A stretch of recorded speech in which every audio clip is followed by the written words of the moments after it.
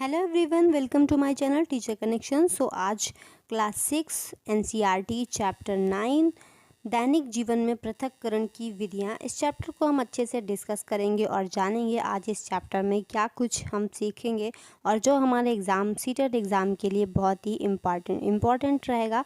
तो चलिए जानते हैं दैनिक जीवन में पृथक्करण की विधियाँ।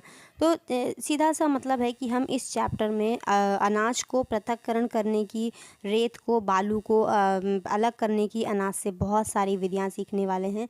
जैसे कि फिल्ट्रेशन, चाय की पत्ती को पानी से अलग करना, चाय से अलग करना, और जो बड़े बड़े कण होते हैं निस्यंदन, फिल्ट्रेशन, और जो गेहूँ भूसा, इन सब चीज़ों को अलग करते हैं कैसे। तो ये सारी विधियाँ हम यहाँ सीखने वाले हैं। तो चैप्टर स्टार्ट होता है, वहाँ स्टार्टिंग में कबीर जी का एक दोहा लिखा हुआ है। साधु ऐसा चाहिए जैसा सूप सुभाए, सार सार को गही रहे, थोथा दई उड़ाए। मतलब जिस प्रकार एक सूप द्वारा अनाज रखकर भूसे को उड़ा दिया जाता है, उसी प्रकार सज्जन व्यक्ति गुणों को धारण कर दोषों का परित्याग कर देते हैं। इस जो दोहा है इसका सीधा सा मतलब है कि हमें क्या करना चाहिए कि हमें जो अच्छे गुण होते हैं उनको धारण कर लेने चाहिए, और जो बुरे गुण होते हैं या जो दोष होते हैं उनका त्याग कर देना चाहिए। तो इस चैप्टर की शुरुआत बहुत ही अच्छे दोहे के साथ हुई है। मल्ली और उसकी बड़ी बहन वल्ली अपनी गर्मी की छुट्टियों को लेकर उत्साहित हैं। उनके माता पिता ने भारत के विभिन्न भागों में रह रहे अपने मित्रों और रिश्तेदारों से मिलने की योजना बनाई है। वे सदैव अपने मित्रों और रिश्तेदारों के संपर्क में रहते हैं। क्या आप भी अपने प्रियजनों के संपर्क में रहते हैं? उनका पहला पड़ाव हरियाणा है, जहां मल्ली और वल्ली की नानी जी का घर है। उनका घर बड़े बड़े खेतों से घिरा हुआ है। वे आंगन में जमा विभिन्न प्रकार के अनाजों की ढेरियां देखकर खुश हो जाते हैं। उनकी मामी जी और उनके मामा जी समुदाय के अन्य सदस्यों के साथ अपने हाथों से चावल और गेहूं जैसे अनाजों के छोटे कंकड़ और भूसी को अलग करने में व्यस्त हैं। मल्ली और वल्ली यह जानने के लिए उत्सुक हैं कि ऐसा क्यों किया जा रहा है। उनकी नानी जी उनकी जिज्ञासा देखकर समझाती हैं कि हम इन कंकड़ों को इसलिए निकाल रहे हैं ताकि यह अनाज पकाने योग्य हो सके। तो आपने देखा है कि एनसीईआरटी में हमेशा जो भी चैप्टर है उसको समझाने के लिए एक स्टोरी का यूज़ करते हैं और उसके साथ ही चैप्टर को बहुत अच्छे से क्लियर करते हैं। तो हमें भी बच्चों को स्टोरी के थ्रू ही पढ़ाना चाहिए। ये चैप्टर्स की जो स्टोरीज़ हैं ये हमें पेडागोजी में बहुत हेल्प करती हैं। तो वे घर के आसपास के क्षेत्र में घूमते हैं और खेतों और मवेशियों को देखते हैं। उन्हें व्यस्त रखने के लिए नानी जी उन्हें आंख बंद करके अनाज के छोटे कंकड़ चुनने की चुनौती देती हैं। तो ये कौन सी विधि है? किसी ठोस मिश्रण या वह पदार्थ जिसमें दो या दो से अधिक पदार्थ मिले होते हैं, जैसे कि गेहूं और चावल में से हाथ द्वारा छोटे कंकड़ और भूसी अलग करने की प्रक्रिया को हम हस्तचयन कहते हैं। यानी कि हस्तचयन जो प्रक्रिया है वो हम क्या कहते हैं, हाथ से जो हम कंकड़ बीनते हैं चावल और गेहूं से, इस प्रक्रिया को हम हस्तचयन प्रक्रिया कहते हैं। यह कणों के आकार और रंग और आकृति के अंतर के आधार पर किया जाता है। यदि पृथक किए जाने वाले कण कम मात्रा में हो तो सहजता से उठाए जा सकते हैं और हाथ से छांटना एक सुविधाजनक विधि सिद्ध होती है। दोपहर के खाने में मल्ली और वल्ली को गर्मा गर्म पुलाव परोसा जाता है। पुलाव खाते समय नानी जी देखती हैं कि मल्ली पुलाव में से साबुत काली मिर्च निकालकर प्लेट के किनारे रख रहा है। वल्ली मजाक में कहती है, वाह, यही हाथ से चयन की विधि है, अच्छी है ना। नानी जी उन्हें काली मिर्च के लाभ बताती हैं और वल्ली को भी इसे खाने के लिए प्रोत्साहित करती हैं। फिर कुछ समय बाद उनके मामा जी उन्हें खेतों में ले जाते हैं, जहां वे काटे गए गेहूं की पुलों के गट्ठरों का अवलोकन करते हैं। तो यहाँ पर गेहूं के गट्ठर बंधे हुए हैं जिनका अवलोकन करते हैं। कुछ पुलों को धूप में सुखाने के लिए फैलाया गया है। दोनों एक एक पुला उठाते हैं और उनमें अनगिनत दाने देखते हैं। कुछ किसान पुलों को एक बड़े लकड़ी के गट्ठर पर पीट रहे हैं। जिज्ञासावश वल्ली मामा जी से पूछती है, वे ऐसा क्यों कर रहे हैं? मामा जी समझाते हैं कि वे दाने पृथक करने के लिए पुलों को पीट रहे हैं। फूलों को दाने से पृथक करने की यह प्रक्रिया थ्रेशिंग कहलाती है। तो जब हम दानों को बड़ी सी लकड़ी पर पीटते हैं तो फूलों से दाने की प्रक्रिया को अलग करने की प्रक्रिया क्या कहलाती है? थ्रेशिंग कहलाती है। किसान कड़ी मेहनत करते हुए अपने काम का आनंद लेते हैं। समय समय पर वे अपने काम के साथ लोकगीत भी गाते हैं। अनाज के अलग किए गए दाने भूसे की ढेरियों में मिल जाते हैं। वल्ली फुसफुसाते हुए मल्ली से कहता है, क्या किसान इतनी सारी भूसी में से अनाज निकालने के लिए उसे हाथ से छाटेंगे? वह सोचती है कि किसान को इन्हें अलग करने में कितना समय लगेगा। आइए वल्ली द्वारा उठाए गए प्रश्न का आंसर जानते हैं। फिर आगे क्या होता है? अगले दिन उनके नाना जी उन्हें यह प्रक्रिया दिखाने के लिए कि बहुत ज़्यादा भूसी से हम अनाज को कैसे अलग करते हैं। तो मल्ली और वल्ली देखते हैं कि खेत में एक किसान ऊंचे चबूतरे में खड़ा है। किसान उस सूप को जिसमें थ्रेस किए गए गेहूं के दाने हैं वायु की दिशा में हिलाता है और गेहूं के दाने और भूसी दोनों अवयव एक ही स्थान पर गिरते हैं। गेहूं के दाने और भूसी में से कौन सा अवयव उड़कर दूर चला जाता है? क्या पवन दोनों अवयवों को पृथक करती है? तो इस तरीके से कुछ क्वेश्चंस हैं। ये है थ्रेशिंग के बाद गेहूं और जो भूसी में मिल जाते हैं, तो ये भूसा है, सूप है और वायु की दिशा में इसको ओसाई या विनोइंग कहते हैं। तो इस प्रक्रिया को क्या कहते हैं? ओसाई या विनोइंग। मिश्रण में से भारी और हल्के अवयवों को हवा या फूंक मारकर पृथक करने की जो विधि है ये ओसाई या विनोइंग कहलाती है। तो ये जो भूसी से गेहूं और चावल के दाने अलग करने की जो हवा में खड़े होकर हवा की दिशा में नीचे गिराने से गेहूं अलग और भूसी अलग हो जाती है, इसको हम ओसाई या विनोइंग कहते हैं। तकनीकी विकास के परिणाम स्वरूप थ्रेशर नामक थ्रेशिंग मशीनें निर्मित की गई। इन मशीनों का उपयोग पुलों से भूसी और अनाज दोनों को अलग करने के लिए किया जाता है। ये मशीनें थ्रेशिंग और ओसाई दोनों का कार्य एक साथ कर देती हैं। तो अब के टाइम में क्या यूज़ होता है? थ्रेशिंग की मशीन यूज़ होती है।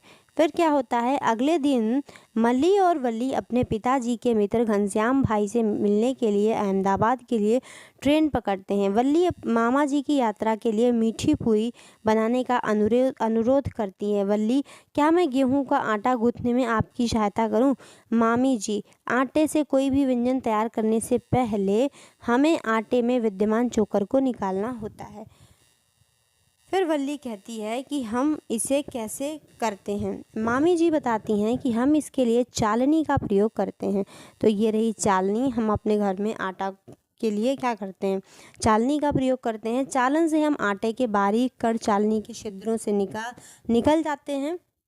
चालन से आटे के बारीक कण चालनी के छिद्रों से निकल जाते हैं और बड़े कण जैसे चोकर और छोटे कंकड़ चालनी में ही रह जाते हैं। ध्यान से चालनी का अवलोकन करें तो चालनी के सभी छिद्र एक ही आकार के होते हैं। यदि चालनी में छिद्र पदार्थों से बड़े हो तो क्या छानना प्रक्रिया काम करेगी? चालनी से गुजरने वाले कणों और चालनी पर रहने वाले कणों के आकार में क्या अंतर होता है? जब दो या दो से अधिक ठोसों के मिश्रण के अवयवों के कणों के आकार भिन्न होते हैं तब चालन की विधि का उपयोग किया जाता है। तो आपने चालन की विधि में देखा कि कैसे आटे को अलग करते हैं। अहमदाबाद पहुंचने पर वे घनश्याम के भाई के साथ साबरमती आश्रम जाते हैं जहां वे नमक सत्याग्रह दांडी यात्रा के बारे में जानते हैं। तो मल्ली पूछता है कि नमक कहाँ से प्राप्त होता है? समुद्र जल से, घनश्याम भाई उत्तर देते हैं। मल्ली पूछता है नमक कहाँ से प्राप्त होता है? तो समुद्र जल से प्राप्त होता है। घनश्याम भाई बताते हैं कि जो नमक है वो समुद्र के जल से प्राप्त होता है। समुद्री जल में घुले विभिन्न लवणों या अन्य पदार्थों का मिश्रण है। नमक प्राप्त करने के लिए समुद्र का जल उथले गड्ढों में रखा जाता है जहाँ यह धूप और हवा के संपर्क में आता है। कुछ दिनों में जल पूरी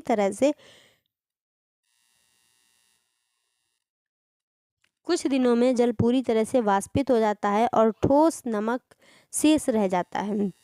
तो इस तरीके से समुद्री जल से हम नमक प्राप्त करते हैं। फिर लवण के इस मिश्रण को शोधित कर साधारण नमक को प्राप्त कर लेते हैं। भारत में उन जलाशयों के विषय में पता लगाना है जिनमें साधारण नमक पाया जाता है और इनका एक स्रोत राजस्थान में सांभर झील है। तो सांभर झील का पानी कैसा है? खारा है, जिससे हमें क्या प्राप्त होता है? नमक। अब हम आगे देखते हैं। समग्र स्वास्थ्य और चिकित्सा की पारंपरिक भारतीय प्रणाली आयुर्वेद में उपचार के लिए जड़ी बूटियों का या पौधों के भागों का उपयोग करने की सलाह दी जाती है। प्रायः इन सामग्रियों जैसे कि विभिन्न औषधीय पौधों की जड़ों, पत्तियां, फूल या बीज छाया में सुखाते हैं। इस प्रक्रिया में अतिरिक्त जल का वाष्पीकरण हो जाता है, जिससे औषधि का महत्वपूर्ण भाग बचा रहता है। क्या ऐसी कोई विधि है जिससे मैं नमक और पानी दोनों प्राप्त कर सकता हूँ?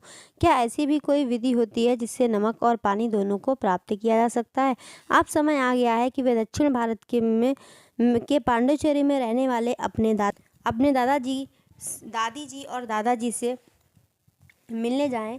मल्ली और वल्ली अपने पुराने पड़ोसी मित्र बालन से मिलने के लिए उत्साहित है। पुदुचेरी पहुंचने के बाद वे पुराने समय की बातें याद करने लगते हैं। उन्हें पता ही नहीं चलता कि कब शाम हो गई और दादी जी की चाय का समय हो गया।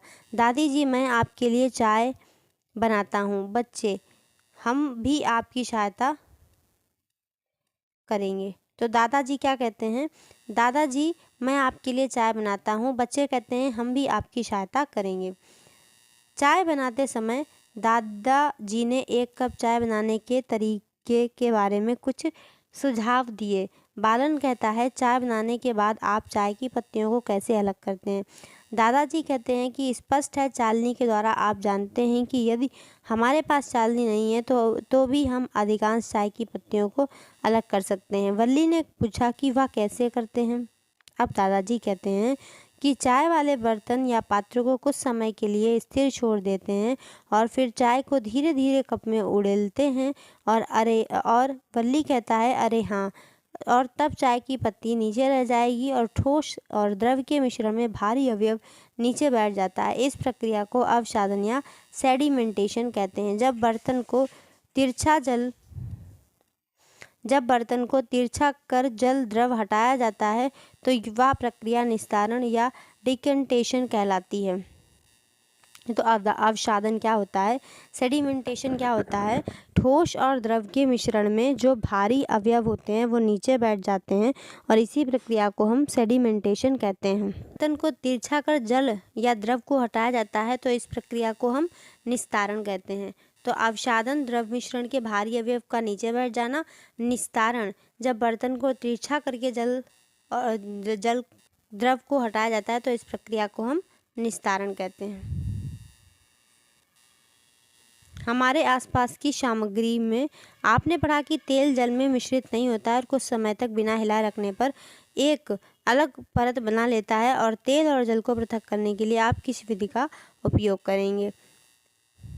दादाजी, लेकिन फिर भी मेरे मुंह में चाय की कुछ पत्तियां आ सकती हैं क्योंकि निस्तारण की प्रक्रिया में पूरी तरह की चाय की पत्तियां चाय से अलग नहीं होती हैं। बालन कहता है, अच्छा, इसका अर्थ यह है कि इसको अलग करने के लिए उपयुक्त विधि नहीं है।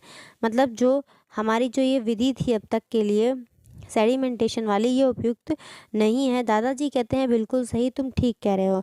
अच्छा बच्चों, अब चाय तैयार है। मल्ली ताक से चाय की चालनी उठाता है और अपने दादाजी को देता है। दादाजी कहते हैं, आइए अब मैं चाय को इस चालनी से छानता हूँ। तुम देख सकते हो कि सारी चाय की पत्तियाँ चालनी में रह जाती हैं। चाय की पत्तियाँ पृथक करने के लिए इस प्रक्रिया को हम फिल्ट्रेशन या निस्यंदन कहते हैं। इस प्रक्रिया को हम क्या कहते हैं?